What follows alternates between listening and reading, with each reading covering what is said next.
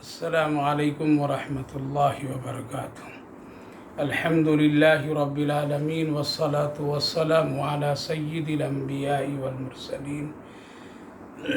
وعلی آلہ واصحابہ اجمعین، اما بعد فاعوذ باللہ من الشیطان الرجیم، بسم اللہ الرحمن الرحیم۔ خذ من اموالہم صدقۃ تطہرہم وتزکیہم بہا وصل علیہم ان صلاتک سکن لہم واللہ سمیع علیم۔ صدق اللہ العظیم وصدق رسولہ النبی الکریم ونحن علی ذلک لمن الشاہدین والشاکرین والحمد للہ رب العالمین۔ بھائیوں اور بزرگوں، ماں بہنوں، اللہ رب العالمین کا شکر، اس کا احسان ہے کہ اللہ تعالیٰ نے آج 11ویں تراویح اور 10ویں روزے مکمل کرنے کی توفیق مرحمت فرمائی۔ اللہ تعالیٰ قبول فرمائے، آخرت کے لیے نجات کا ذریعہ بنائے، دنیا کے لیے خیر و فلاح، صلاح، ہدایت کا ذریعہ بنائے۔ آج 11واں جز نماز تراویح میں تلاوت کیا ہوں، جس میں سورۃ التوبہ کی تکمیل ہوئی ہے اور سورہ یونس مکمل ہوئی ہے۔ سورہ یونس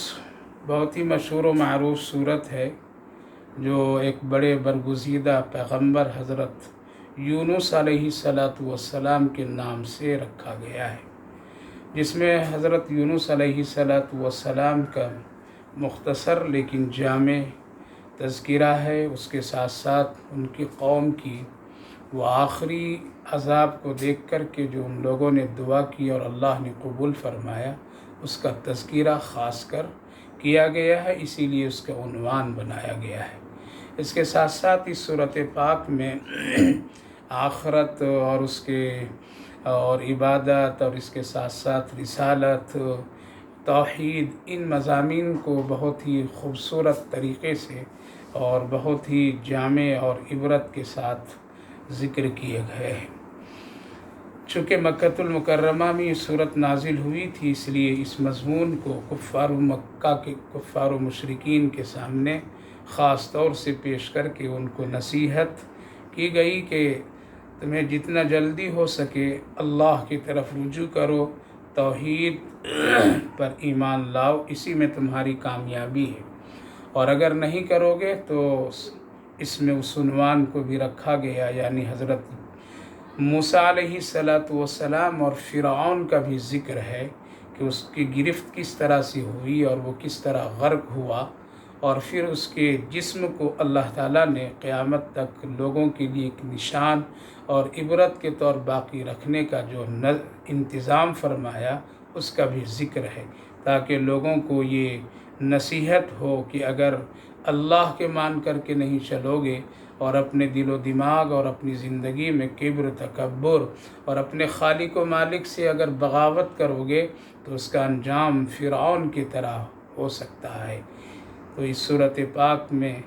ان مضامین کو زیادہ تر بیان کیا گیا ہے،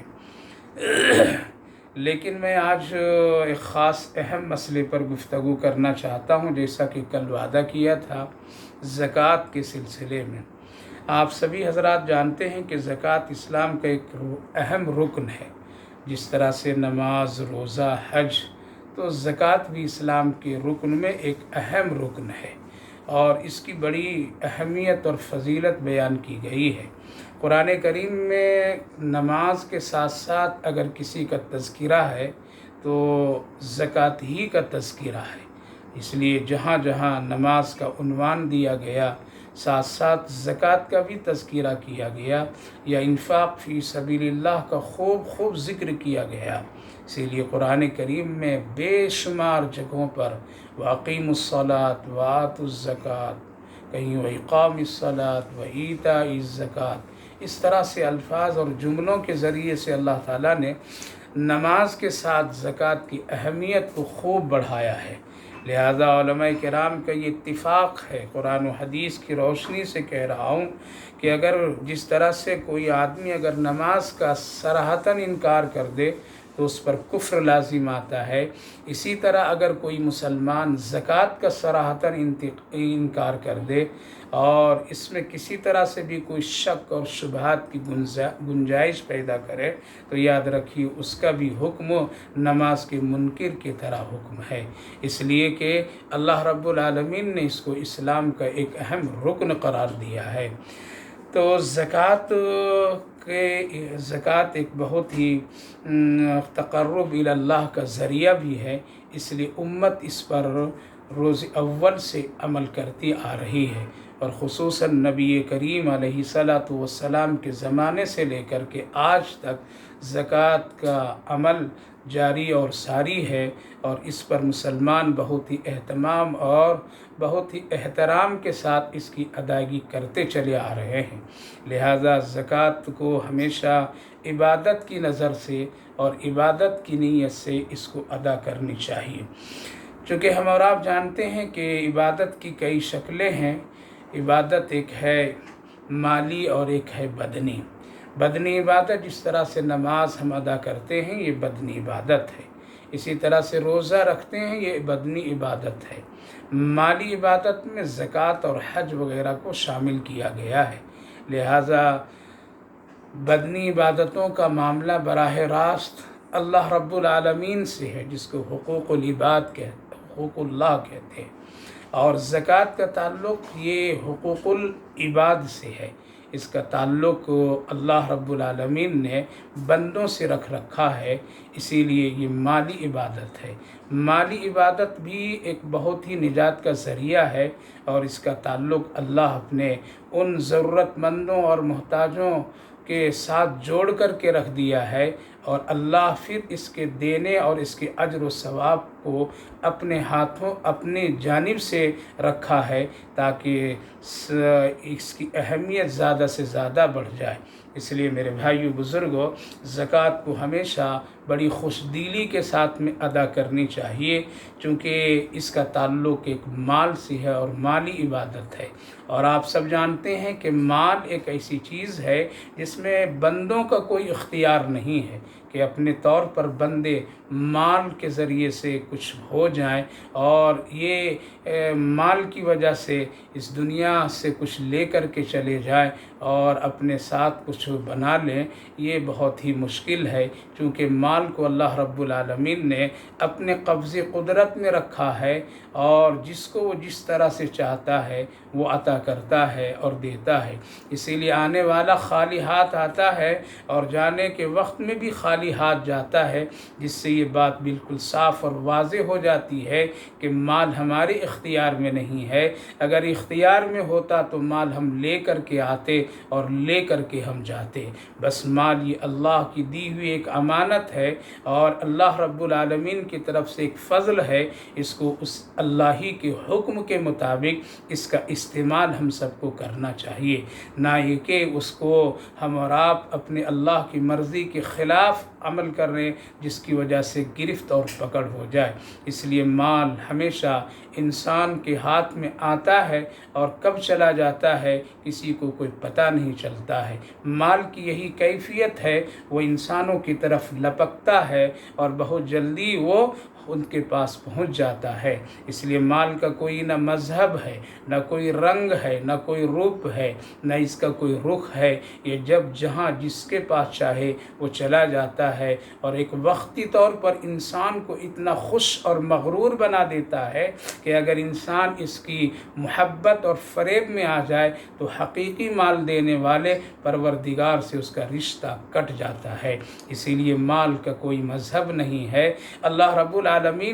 اپنے فضل اور کرم سے جس کو چاہتا ہے مال عطا فرما دیتا ہے، چاہے وہ آدمی پڑھا لکھا ہو یا وہ آدمی ان پڑھ اور جاہل ہو، شہری ہو یا گاؤں کا رہنے والا ہو، پتھر اور مٹی توڑنے اور کاٹنے والا کیوں نہ ہو، اگر اللہ چاہتا ہے تو اس سے بھی مالدار بنا دیتا ہے، اور اگر اللہ نہیں چاہتا ہے تو پھر مال ایک پڑھے لکھے اور بہت ہی شاندار اور جامع ڈگریاں رکھنے والے کو بھی وہ در در کی ٹھوکریں ٹھوکریں کھلا دیتا ہے۔ اس لیے مال کا کوئی مذہب نہیں ہے،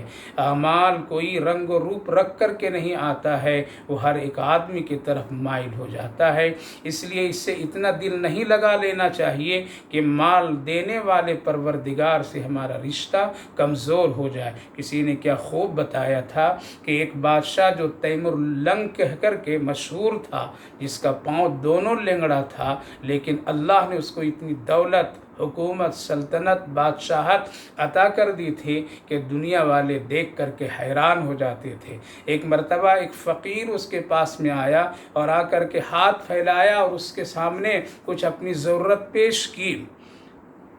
تیمور لنگ بادشاہ نے اس سے پوچھا، ہم تم کو مال ضرور دیں گے، تمہارے سوال کا ہم بھرپور خیال رکھیں گے، لیکن ایک بات بتا دو، مال کیا چیز ہے، مال کیسا ہے اور اس کی حقیقت کیا ہے؟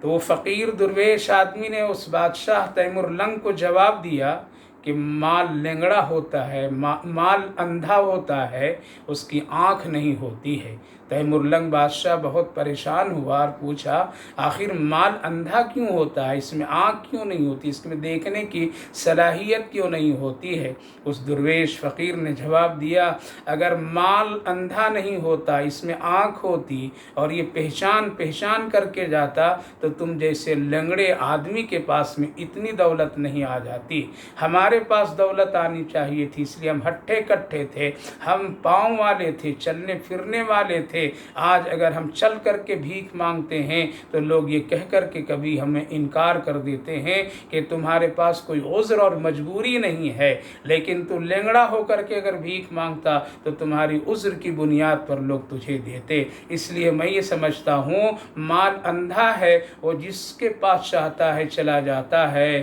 اور جس سے وہ چاہتا ہے تھوڑی دیر خوش کر دیتا ہے۔ میرے بھائیو بزرگوں، یہی وہ مال کی کیفیت، جس مال کو آج ہم دلوں میں بسا رکھے ہیں، اور مال دینے والے، روزی رزق عطا کرنے والے خالق و مالک سے اپنے رشتے کو کمزور کر رکھیں۔ اس لیے ہمیشہ مال کو اللہ کے حکم کے مطابق حاصل بھی کیجئے اور اس کا استعمال خرچ کرنے میں بھی خاص خیال رکھیے، اور جو حق اور حقوق اللہ رب العالمین نے طے فرما دیا اور ہم سب کے آقا نبی کریم علیہ السلام نے طے فرمایا، اسی کے مطابق مال کے ساتھ میں عمل کرنا چاہیے۔ اگر کوئی حد سے زیادہ تجاوز کریں گے اور دینے والے رب کے مرضی کے خلاف اگر استعمال کریں گے تو یاد رکھیے کل قیامت کے دن ضرور اس کا حساب و کتاب ہوگا۔ اس لیے شریعت نے ایک بڑے خوبصورت نظام ہم سب کو عطا فرمایا ہے۔ اسلام کا یہی خوبی ہے کہ اسلام یہ کہتا ہے کہ جس کے پاس بھی مال ہے صرف اسی کا مال نہیں ہے، بلکہ اس مال میں کئی لوگوں کا حصہ ہے، اس مال میں کئی لوگ شریک ہوتے ہیں۔ ہاں، دوسرے مذاہب کے لوگ یہ کہتے ہیں نہیں، مال جس کا ہے وہ اسی کا ہے، اس میں وہ کسی کا حق اور حقوق نہیں ہے، وہ اپنی مرضی سے چاہے جس طرح سے خرچ کرے، جس طرح سے چاہے وہ حاصل کرے، اس میں کسی کی مرضی کا کوئی دخل نہیں ہے۔ لیکن اسلام یہ کہتا ہے مال میں انسان جس کے پاس ہے اس میں اور لوگوں کا بھی حصہ ہے، اس کا حق ادا کرنا اس کا ضروری ہے۔ اسی لیے شریعت نے، اسلام نے، ہم سب کے آقا نبی کریم علیہ السلام نے زکوٰۃ کا ایک اہمیت اور فضیلت بتاتے ہوئے اس کے حق اور حقوق کو بھی بتایا، اور یوں بتایا یہ مال صرف تیرا ہی نہیں ہے بلکہ اس میں غریبوں کا بھی حق ہے، اس میں مسکینوں فقیروں کا بھی حق ہے، اس میں محتاج اور ضرورت مندوں کا بھی حق ہے، اس میں اگر مال بیٹے کے پاس ہے تو باپ کا بھی حق ہے، باپ کے پاس ہے تو بیٹوں کا بھی حق ہے، بیوی کا حق ہے، شوہر کا حق ہے۔ ایک دوسرے سے رشتہ قریب ہو کر کے ہر ایک آدمی کو اس کے حساب و کتاب کے مطابق مال میں ایک دوسرے کے ساتھ ہوتے ہیں اور شریک ہوتے ہیں۔ اس لیے کوئی یہ سمجھ بیٹھے کہ نہیں مال صرف ہمارا ہے تو وہ بھول میں ہے۔ اسی لیے اللہ رب العالمین نے ایسے لوگوں کو تنبیہ کرتے ہوئے فرمایا الذی جمع جمع مالا وعددا يحسب ان ماله اخلدا كلا لينبذن في الحطمة وما ادراك ما الحطمة نار الله الموقدة التي تطلع على الافئدة۔ میرے بھائی بزرگوں، اس نظریے سے ہم سب کو زندگی گزارنی چاہیے، اور جو حق اور حقوق ہے، اگر اللہ نے مالدار بنایا ہے، صاحب نصاب بنایا ہے، تو زکوٰۃ ہر حال میں بڑی خوش دلی کے ساتھ ادا کرنی چاہیے۔ اللہ رب العالمین نے اس کو ایک عبادت کا ذریعہ بنایا ہے، اپنی قربت کا ذریعہ بنایا ہے، اس لیے ہمیشہ سے یہی خیال ہے اور یہی ہونی بھی چاہیے کہ مال جو زکوٰۃ کی شکل میں ادا کی جائے وہ ایک عبادت کی نیت سے ہو، نہ کہ دکھاوے کی نیت سے ہو، اور نہ شہرت کی نیت سے ہو، نہ کسی کو ذلیل کرنے کی نیت سے ہو، اور نہ اپنی کوئی شان اور تعریف کی نیت سے ہو، بلکہ صرف رضائے الہی کے لیے ہو اور اللہ کی خوشنودی کے لیے ہو۔ اسی لیے نبی کریم علیہ السلام نے زکوٰۃ کی بڑی تفصیل قرآن و حدیث کی روشنی میں ہم سب کو عطا فرمایا ہے، اور علماء کرام اس کی تفصیلات کتابوں میں لکھ کر کے امت کے سامنے پہنچا دیے ہیں۔ لہذا صاحب استطاعت کو چاہیے ان کی روشنی میں زکوٰۃ کو ہر سال ادا کرنی چاہیے، خوش دلی کے ساتھ ادا کرنی چاہیے، عبادت کے نظریے سے دینی چاہیے۔ اللہ تعالیٰ نے اس کی تفصیلات بھی قرآن کریم میں یوں فرمایا، ان لوگوں کو تم زکوٰۃ کا مال دو، انما الصدقات للفقراء والمساکین والعاملین علیہا والمعلفۃ قلوبهم وفی الرقاب والغارمین وفی سبیل اللہ وابن السبیل فریضۃ من اللہ واللہ علیم حکیم۔ یہاں مصارف زکوٰۃ اللہ نے ذکر فرما دیا، کن کو دینا چاہیے، کن لوگوں کو یہ زکوٰۃ کا مال پہنچنا چاہیے، اور صاف صاف اللہ نے اس کے ساتھ یہ بتایا، فریضۃ من اللہ، یہ میرا حکم ہے، یہ میرا فرض کیا ہوا ہے، یہ میرا طے کیا ہوا ہے، یہ کسی مولوی کا نہیں، کسی مفتی کا نہیں، کسی مدرسے کے دارالافتاء کا حکم نہیں ہے، بلکہ اللہ کا حکم ہے، فریضۃ من اللہ واللہ علیم حکیم کہہ کر کے اللہ اس طرف توجہ دلا دیا کہ لوگوں، اس میں جو حکمتیں ہیں، اس میں جو مصلحتیں ہیں، اس کو ہم خوب اچھی طرح جانتے ہیں، بس تیرا کام ہے، ہم نے تم کو مال دیا اور صاحب نصاب اگر تجھے بنا دیا، تم کو خوش دلی کے ساتھ زکوٰۃ ادا کرنی چاہیے۔ پھر ساتھ ساتھ اللہ رب العالمین نے اس کے فوائد بھی بتائیں اور نبی کریم علیہ السلام کو حکم بھی دیا۔ اس لیے مصارف زکوٰۃ دینے سے پہلے علماء سے رجوع کرنا چاہیے، معلومات حاصل کرنی چاہیے۔ جس طرح سے نماز کے مسائل ہم اور آپ معلوم کرتے ہیں، اسی طرح سے قریب اور اپنے قریب ترین علماء سے معلوم کرنا چاہیے۔ زکوٰۃ کب دیں، کیسے دیں، اس کے دینے کی کیا شکلیں ہیں،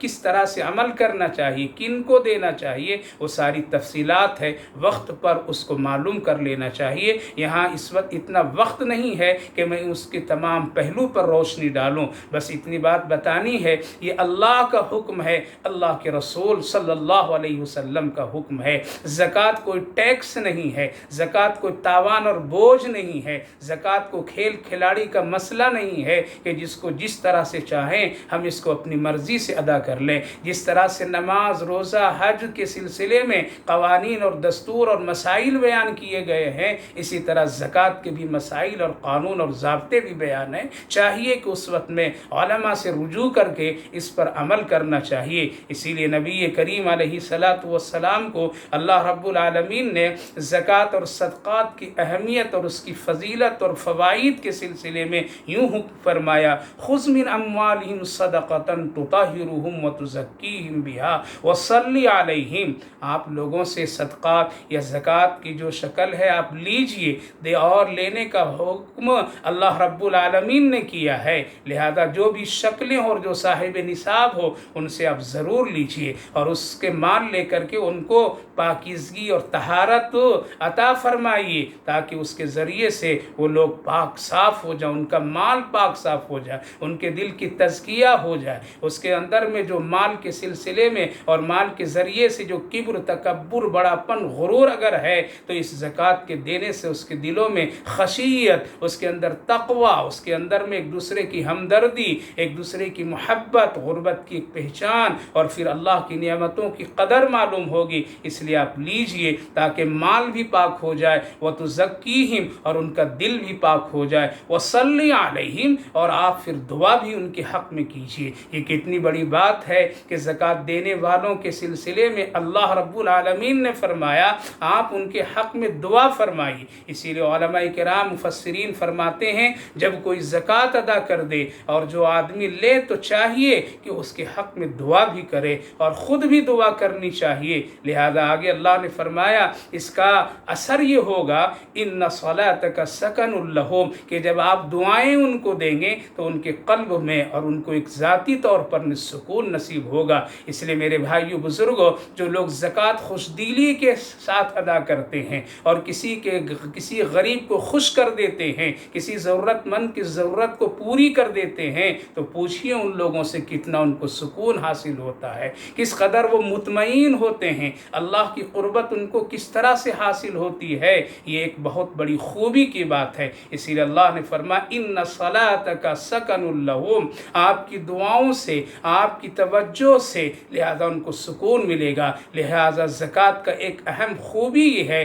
کہ دینے والا بہت سکون حاصل کرتا ہے، اس کا دل بڑا مطمئن ہوتا ہے، وہ غرور و تکبر سے پاک صاف ہوتا ہے، اس کے دلوں میں غریبوں کی ہمدردی ہوتی ہے، اور جس کے دل میں غریبوں کمزوروں کی ہمدردی ہو، قسم خدا کی اللہ رب العالمین ایسے لوگوں سے بڑی محبت فرماتے ہیں۔ آگے فرمایا واللہ سمیع علیم اور اللہ رب العالمین سننے والا بھی ہے اور جاننے والا بھی ہے۔ پتہ چلا کہ جب آدمی دیتا ہے اور جو کچھ کہتا ہے سب خبر میرے رب پروردگار کو ہے۔ اسی لیے میرے بھائیو بزرگوں، زکوٰۃ کو خوش دلی کے ساتھ ادا کرنی چاہیے، ڈھونڈ ڈھونڈ کر کے ادا کرنی چاہیے۔ یہ ایک فرض ہے، یہ اس انتظار میں نہیں رہنا چاہیے غریب میرے دروازے پر آئے، ہمارے ساتھ ہاتھ پھیلائے، ہم کو بڑا سمجھ کر کے میرے ساتھ عاجزی سے مانگے، اس انتظار میں نہیں رہیے، بلکہ جس طرح سے نماز چل کر کے مسجد جماعت کے ساتھ ادا کرتے ہیں، اسی طرح سے زکوٰۃ کو بھی غریبوں، مسکینوں، ضرورت مندوں کو ڈھونڈ ڈھونڈ کر کے ان تک کے پہنچ کر کے ادا کرنی چاہیے۔ کیوں؟ یہ اللہ کی طرف سے ایک بڑی نعمت ہے اور خوش دلی کے ساتھ دینا چاہیے۔ اس کو ٹیکس، اس کو بوجھ نہ سمجھیے، اس کو ٹال مٹول کی کیفیت نہ پیدا کیجیے، ورنہ اگر اللہ کا قہر اور عذاب اتر جائے تو پھر بچنا مشکل ہو جائے۔ کیونکہ آج ہمارے اور آپ کے سامنے وہ کیفیتیں نہیں ہیں جو پہلے زمانے میں وہ کیفیتیں تھی کہ صدقات آگ آسمان سے آتی تھی اور پھر اس کو جلاتی تھی تو یہ سمجھا جاتا تھا کہ ان کے صدقات نذر و نیاز اللہ نے قبول فرما لیا ہے، یا کبھی وحی آ جاتی تھی اللہ کی طرف سے قبولیت کے لیے تو لوگ جان جاتے تھے کہ ہماری طرف سے جو کچھ کیا گیا ہے زکوٰۃ کی شکل میں، صدقات کی شکل میں، وہ سب اللہ قبول کر لیا ہے۔ اور وہ تو زمانہ ایسا بھی تھا، نبی کریم علیہ السلام کے زمانے میں حالات تو ایسے بھی تھے کہ اللہ رب العالمین اگر کسی کے سلسلے میں روک دیتا تھا اس کے زکوٰۃ مت لیجئے، یہ ٹال مٹول سے کام کر رہا ہے، یہ خوش دلی کے ساتھ نہیں کر رہا ہے، تو میرے بھائیو بزرگوں ان کی زکوٰتیں نہیں لی جاتی تھی۔ قرآن کریم میں ایک جگہ ایک بہت ہی اسی سلسلے میں بڑی اہمیت کے ساتھ میں واقعہ مذکور ہے کہ نبی کریم علیہ السلام کی خدمت میں ایک صحابی آئے ہیں، ایک شخص آیا مدینہ طیبہ سے۔ اس واقعے کو ابن جریر، بحیقی، طبرانی نے حضرت ابو امامہ رضی اللہ عنہ سے نقل کر کے ذکر فرماتے ہیں کہ جب رسول اللہ صلی اللہ علیہ وسلم کی خدمت میں ایک مدینہ طیبہ کا انصاری ثعلبہ ابن حاتب پہنچے اور آ کر کہنے لگے یا رسول اللہ آپ ہمارے حق میں مالدار ہونے کی دعا فرما دیجیے، ہم مالدار ہونا چاہتے ہیں، اللہ اگر ہم کو دولت دے دے تو ہم خوب لوگوں میں خرچ کریں گے۔ اللہ کے رسول صلی اللہ علیہ وسلم نے منع فرمایا یہ ٹھیک بات نہیں ہے، مال آتا ہے تو ہزاروں فتنے بھی لے کر کے آتا ہے، کہیں تم اس آزمائش اور اس کی گرفت میں نہ ہو جاؤ، اس لیے مالدار ہونے کی دعا مجھ سے مت کراؤ۔ 3 دن سوچتے رہا وہ شخص، اور سوچنے کے بعد بار بار رسول کریم علیہ السلام کی خدمت میں آ کر کے سوال کرتا رہا۔ آخر میں اللہ کے رسول صلی اللہ علیہ وسلم دعا فرمائے اور آپ نے پوچھا تم کیا کرنا چاہتے ہو؟ اس شخص نے کہا کہ مجھے بکریوں کی تجارت پسند ہے، ہم بکریوں کی تجارت کرنا چاہتے ہیں۔ اللہ کے نبی सल्लल्लाहु अलैहि वसल्लम दुआ फरमा दी हैं। इतनी उनकी तिजारत में तरक्की हुई, बकरियों का इतना इजाफ़ा हुआ। कुरान करीम की रोशनी में अर्ज़ ये कर रहा हूँ कि बकरियों की जब तादाद और तिजारत बढ़ गई तो अपना घर मदीने से बहुत दूर ले गया। वो नमाज पढ़ना और जमात में शरीक होना अब उसका नहीं हो पा रहा है, बल्कि वो दूर चला गया है। कई नमाज़ों में अल्लाह के रसूल सल्लल्लाहु अलैहि वसल्लम पूछते थे, कहाँ है सालबा, आ नहीं रहा है। लोगों ने बताया, या रसूल अल्लाह, बकरियों की तादाद बहुत हो गई, तिजारत उनका बढ़ गया है, इसलिए घर में जगह न होने की वजह से वो मदीने के अलग एक हिस्से में जा कर के वो ठहर गए हैं और वहीं बकरियों को लेकर के रहते, जिसकी वजह से आ नहीं पाते हैं। मेरे भाइयों बुज़ुर्गों, बहुत ही तफसील इख्तिसार से अर्ज़ कर रहा हूँ। आपने कासिदों को भेजा कि जाके ज़कात वसूल करके लाओ। जब उनके पास 2 सहाबी पहुँचे तो उसने इनकार किया और कहा, जाओ हम खुद आकर के रसूलुल्लाह सल्लल्लाहु अलैहि वसल्लम से मिलेंगे और दे देंगे। लेकिन हफ्तों के बाद नहीं आया। फिर आका ने दोबारा भेजा। जब वो दोनों फिर दोबारा गए और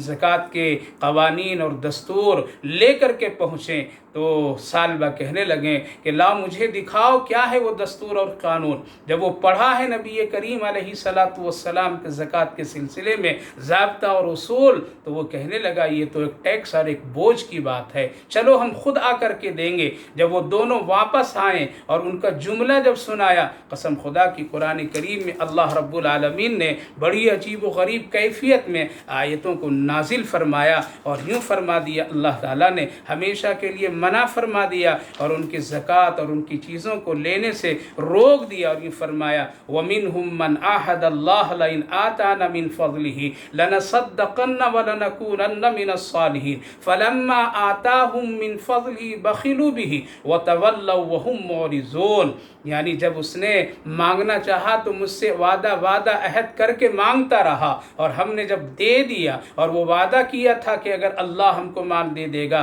तो फिर हम बहुत सदक़ात खैरात करेंगे, नेक लोगों की तरह करेंगे, नेक लोगों की तरह हो जाएंगे। लेकिन जब हमने दिया माल तो वो बुख़्ल करने लगा, मुँह फेर लिया। फ़अक़ाबहुम निफ़ाक़न फ़ी क़ुलूबिहिम इला यौमि यल्क़ौनहुम बिमा अख़लफ़ुल्लाह। अल्लाह ने ग़ज़ब की कैफियत में अल्लाह रब्बुल आलमीन ने नाराज़गी का इजहार करते हुए फरमाया, फिर अल्लाह ने उसको पकड़ा और उसके दिल में जो निफाक की कैफियत हुई वो ज़ाहिर हुई और उसका अंजाम फिर इस तरह हुआ, मेरे भाइयों बुज़ुर्गों, कि जिसने इनकार किया उसका अंजाम इस तरह हुआ कि जब वो अल्लाह रब्बुल आलमीन ने इन आयतों को नाजिल फरमाया और अल्लाह के रसूल सुन कर क्यों फरमाए, सालबा हलाक हो गया। जब उसके रिश्तेदार दौड़ करके गए और उनको कहा तुमने क्या कर दिया, दौड़े आया और आकर के कहने लगा, या रसूल अल्लाह, माल ले लीजिए जितना चाहिए। लेकिन अल्लाह के रसूल सल्लल्लाहु अलैहि वसल्लम ने मना फरमाया कि अब अल्लाह का हुक्म है, मोहम्मद नहीं ले सकता है। कसम खुदा की सैयदना सिद्दीक़ अकबर रज़ी अल्लाह अन्हु के ज़माने में आया और कहा, जिस वक्त में मुनकरीन ज़कात की एक बड़ी तादाद थी, आकर के कहने लगा मेरे पास माल है, ऐ अमीरुल मोमिनीन आप कबूल कर लीजिए, अभी इस्लाम को ज़रूरत है मेरे माल की। लेकिन आपने फरमाया जिस माल को अल्लाह के रसूल ने कबूल नहीं किया हम हरगिज़ उसको कबूल नहीं करेंगे। हज़रत उमर रज़ी अल्लाह अमीरुल मोमिनीन के ज़माने में भी ये शख्स ज़िंदा रहा, माल इसका बढ़ता रहा, कभी कम नहीं हुआ। यहाँ याद रखिए मेरे भाइयों बुज़ुर्गों, गुनाहों की वजह से अल्लाह माल कम नहीं करता है, नाफरमानियों की वजह से कभी माल नहीं घटाता है, माल को रोकता नहीं है। अगर ऐसा होता तो आज काफिर मुशरिक यहूद व नसारा दुनिया में मालदार नहीं होते। अल्लाह रब्बुल आलमीन माल तो बेईमानों शैतानों को भी खूब देता रहता है, नाफरमानियों में भी देता रहता है। ऐसे मौके पर कभी खुश नहीं होना चाहिए, हमसे अल्लाह खुश है। हज़रत नबी करीम अलैहिस्सलातु वस्सलाम इनकार कर दिए, सैयदना अबू बकर रज़ी अल्लाह अन्हु ने इनकार किया। जब बारी आई हज़रत अमीरुल मोमिनीन उमर फ़ारूक रज़ी अल्लाह अन्हु का, आपने भी इनकार किया। बारी आई हज़रत उस्मान गनी रज़ी अल्लाह अन्हु का दौर, आपने भी उसको इनकार किया। मेरे भाइयों बुज़ुर्गों, बस आज पर्दे में सारा काम हो रहा है। अगर आज वही आ जाती या आज कोई सी शक्लें होती, अगर आज कह दिया जाता, इसका کا مال نہیں لینا چاہیے، یہ منافق ہے، یہ زکوٰۃ دینے میں ٹال مٹول کرتا ہے، نبی کے حکم کے نافرمانی کرتا ہے، دیتے وقت میں لینے والوں کو ذلیل اور رسوا کرتا ہے، اس کے دل میں اخلاص نہیں ہے، تو آج شاید کہ کوئی زکوٰۃ دے کر کے اللہ کو راضی کر سکتا تھا۔ اس لیے آج اللہ رب العالمین نے پیارے آقا کے صدقے میں پردے میں سارا کام کر رہا ہے۔ اس لیے میرے بھائی بزرگوں، زکوٰۃ کو خوش دلی کے ساتھ میں ادا کیجیے، بہت ہی احترام کے ساتھ ادا کیجیے، کبھی اس میں ٹال مٹول نہیں کیجیے، لینے اور دینے کے مسئلے میں اخلاص کی کیفیت رکھیے، شہرت اور نام نمود نہیں کیجیے، اور کبھی بھی اس سلسلے میں اپنے اندر میں کبر اور تکبر کی کیفیت نہ پیدا کیجیے، ورنہ اگر اللہ رب العالمین کہیں اس کو قبول کرنے سے انکار کر دے تو پھر یاد رکھیے بہت ہی مشکل کا مسئلہ پڑ سکتا ہے۔ اس لیے اس میں اخلاص ہونی چاہیے، دیتے وقت میں عاجزی کی کیفیت ہونی چاہیے، لینے والوں کی عزت بھی کرنی چاہیے، کبھی اس سے کوئی بدلہ اپنے لیے نہیں سمجھنا چاہیے کہ ہم نے اس کو زکوٰۃ دیا ہے تو یہ میری عزت احترام اور یہ ساری چیزیں کرے۔ حضرت ام المومنین عائشہ صدیقہ رضی اللہ عنہا فرماتی ہیں کہ زکوٰۃ دے کر کے اس سے دعا بھی نہیں لیا کرو، کہیں ایسا نہ ہو کہ وہ زکوٰۃ دینے والا اگر دعا دے دے تو کہیں ایسا نہ ہو ہمارے اجر میں کوئی کمی ہو جائے۔ یہ حضرت عائشہ صدیقہ رضی اللہ عنہا کی یہ خاص قول ہے اور ان کا عمل ہے، لیکن عمومی حکم یہ نہیں ہے، بلکہ دعا دینی چاہیے، اس میں کوئی حرج کی بات نہیں ہے۔ لہذا زکوٰۃ دیتے وقت میں ہمیشہ اللہ کی رضا اور خوشنودی کی نیت اور نظر رکھنی چاہیے۔ اسی طریقے سے میرے بھائی بزرگوں، دیتے وقت میں اتنا پوشیدہ اور اس کے تمام پہلوؤں کو اپنے دلوں میں رکھنا چاہیے کہ اس کا اجر اور ثواب صرف اور صرف اللہ ہی عطا فرمائے گا اور کوئی نہیں عطا فرمائے گا۔ آج کے حالات تو ایسے ہیں، زکوٰۃ دے کر کے کتنی نمائشیں ہوتی ہے، غریبوں کی غربت کا اظہار کیا جاتا ہے، تصویر کشی کی جاتی ہے، اس کو بتایا اور شہرت میں لایا جاتا ہے۔ میرے بھائیو بزرگوں، جس کی بنیاد پر میں زکوٰۃ کے جو خاص اثرات ہیں اس سے ہم سب محروم ہو جاتے ہیں۔ اس لیے یاد رکھیے، قبولیت زکوٰۃ کی نشانیوں میں سے ایک نشانی یہ ہے کہ زکوٰۃ دینے کے بعد اگر اس مال میں پریشانی پر پریشانی بار بار آ رہی ہے تو آپ کو اپنی نیت کی طرف دوبارہ غور کرنی چاہیے۔ اس لیے حکم ہے کہ جو زکوٰۃ ادا کر دیتا ہے وہ مال اللہ حفاظت فرماتا ہے، اس کے تمام شرور و فتن سے اللہ رب العالمین دینے والے کو بھی اس مال کی حفاظت اور محفوظ فرماتا ہے۔ لیکن اگر کبھی کمی نظر آئے تو یہ حدیث اور قرآن کریم کی روشنی میں کہہ رہا ہوں، وہ ہماری اور آپ کی نیتوں اور ہماری اور آپ کے اخلاص کی کمی ہے۔ اس لیے خوش دلی کے ساتھ میں دینی چاہیے اور ہمیشہ ایک دوسرے کو پیار اور محبت سے اس عمل میں جوڑنا چاہیے۔ اس کی بڑی فضیلتیں ہیں۔ حدیث پاک میں نبی کریم علیہ الصلوۃ والسلام نے ارشاد فرمایا، اللہ کے 3 ایسے محبوب بندے ہیں جس کو اللہ رب العالمین بہت پسند فرماتے ہیں۔ صحابہ نے پوچھا، یا رسول اللہ، وہ کون 3 محبوب ترین بندے ہیں؟ بتائیے، کیا ان میں سے ہم لوگوں کا کوئی شمار ہے یا نہیں ہے؟ اللہ اکبر۔ نبی کریم علیہ الصلوۃ والسلام نے ارشاد فرمایا، ایک وہ شخص ہے جس سے اللہ بڑی محبت فرماتا ہے کہ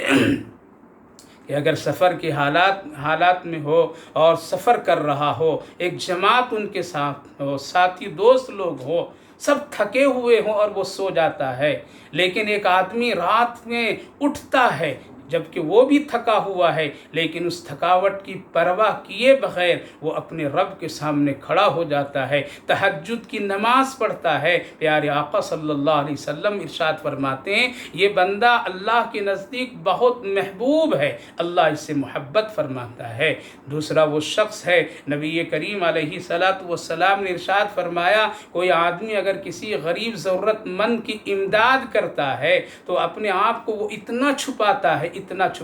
ہے کہ لینے والے کو پتہ نہیں چلتا ہے میری ضرورت کس نے پوری کر دی اور کون آ کر کے دے دیا۔ لہذا ایسے بندے سے بھی اللہ بڑی محبت فرماتا ہے۔ لہذا زکوٰۃ اگر آپ دینا چاہتے ہیں، غریبوں کی مدد کرتے ہیں اور الحمدللہ کرتے ہیں، تو آپ کی نیت ایسی ہو، آپ کے لیے یہ کیفیت، آپ اپنی کیفیت ایسی بنائیں جس سے اللہ خوش ہو جائے۔ اور تیسری بات، اللہ کے رسول صلی اللہ علیہ وسلم نے ارشاد فرمایا، اس شخص سے بھی اللہ بہت محبت فرماتا ہے جو جہاد میں ہو اور اپنے اسلام اور دین اسلام کی خاطر اپنے ساتھیوں کے ساتھ لڑ رہا ہو، لڑتے لڑتے اگر ساتھیوں میں کسی طرح سے بھگدڑ کی کیفیت ہو اور وہ ادھر ادھر ہو رہے ہو، لیکن وہ دشمن کے سامنے بالکل ڈٹا ہوا ہو اور وہ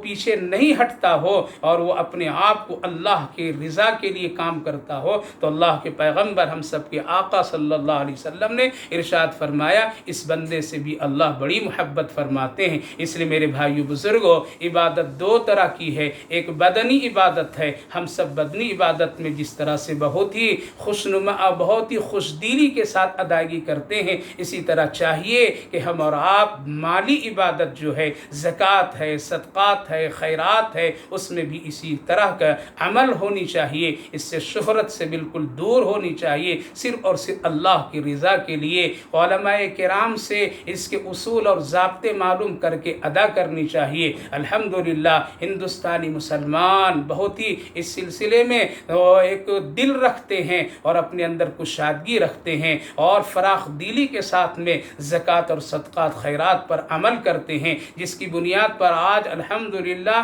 ہمارے اس ملک میں ہزاروں نہیں لاکھوں مدارس دینیہ چل رہے ہیں۔ اس نے اگر اور خلوص پیدا کر لیا جائے، اس کے اندر میں اور اخلاص پیدا کر لیا جائے، تو انشاءاللہ اسی طرح سے مدارس زندہ رہیں گے، جو ہم سب کے ایک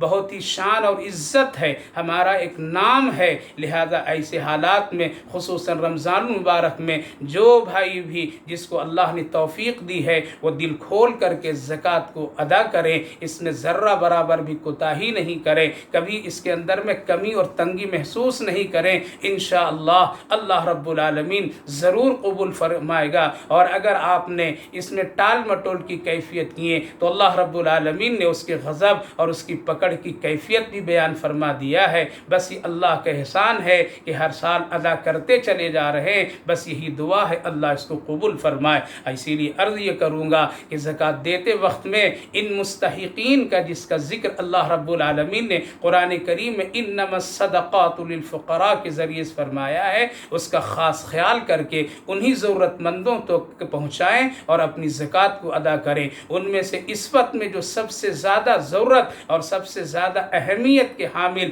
اگر ہے تو وہ مدارس دینیہ ہے، لہذا اس وقت میں ضرور خیال رکھیں۔ ملک کے حالات جو اس وقت میں ہیں، جس کی بنیاد پر میں ہزاروں مدارس کے ضرورتیں اس وقت میں بالکل ایک کیفیت میں ہے، لہذا جو حضرات سالوں سے جن جن مدارس کو زکوٰۃ کی رقم سے تعاون کرتے آئے ہیں، ابھی آپ کے پاس علماء اور ذمہ دار حضرات اگر نہیں آ سکتے ہیں تو آپ کے لیے ایک اخلاقی فرض ہے ان مدارس کا خیال رکھنا، کیونکہ مدرسہ ہمارے لیے ایک شان ہے، دین کے قلعے ہیں، یہ اگر ہے تو ہندوستان میں ایک زندہ اسلام ہے اور زندگی ہم سب کی ایک اسلام والی زندگی ہے، چونکہ اس سے ہمارا دین وابستہ ہے اور یہ دین سے ہم سب کا جڑے رہنا یہ ہم سب کے لیے بہت بڑی نعمت ہے۔ اللہ رب العالمین خوش دلی کے ساتھ زکوٰۃ ادا کرنے والوں کو ادا کرنے کی توفیق عطا فرمائے اور لینے والے کو خوش دلی کے ساتھ اللہ تعالیٰ اس کو لینے کی بھی توفیق اور اس کے خرچ کرنے کی بھی توفیق دے اور ہر ایک کی ضرورت کو اللہ رب العالمین پوری فرمائے، اور ایک محتاجوں ضرورت مندوں کا اللہ ہی پوری کرنے والا ہے۔ اس لیے ہم سب دعا گو ہیں اور دعا کرتے ہیں اللہ سب کے ساتھ خیر اور عافیت کا معاملہ فرمائے اور زکوٰۃ کا نظام جو ہے اس نظام کے تحت میں ادا کریں، اس میں بہت ہی ثواب ہے، رحمت ہے، اور جو کچھ دیا جاتا ہے وہ اللہ کے نام سے دیا جاتا ہے، اللہ کی طرف سے اس میں بہت ثواب ہے اور بہت ہی خیر ہے، جنت میں جانے کا ایک خوبصورت راستہ اور عمل ہے، اس کے ذریعے سے اللہ کو راضی کر لیجئے اور مال کے ذریعے سے آخرت بنا لیجئے، ورنہ یہ فتنہ ہے، کوئی ساتھ لے کر کے نہیں گیا، چاہے دنیا کا کتنا بڑا مالدار شخص کیوں نہ ہو۔ اسی لیے سکندر بادشاہ جاتے جاتے یہ کہہ کر کے گیا تھا کہ لوگوں میرے ہاتھ کو کفن سے باہر نکال کر کے چھوڑ دینا، تاکہ لوگ دیکھیں اور دیکھ کر کے سمجھیں دنیا کا بادشاہ خزانہ رکھنے والا جا رہا ہے لیکن مال ہاتھ اس کا خالی ہے، ایک دن کا ایک رتی برابر بھی لے کے نہیں جا رہا ہے۔ یہ عبرت ہم سب کے لیے ہے، اس لیے میرے بھائیو بزرگوں ضرور نصاب اور صاحب نصاب اپنے اپنے ضرورت اور اپنے اپنے تقاضوں کے ساتھ میں اس کو بھی پورا کریں، اللہ ضرور اچھا بدلہ عطا فرمائے گا، ایک کا بدلہ 70 دے گا۔ یہی دعا ہے، اللہ سب کو توفیق نصیب فرمائے، آمین یا رب العالمین۔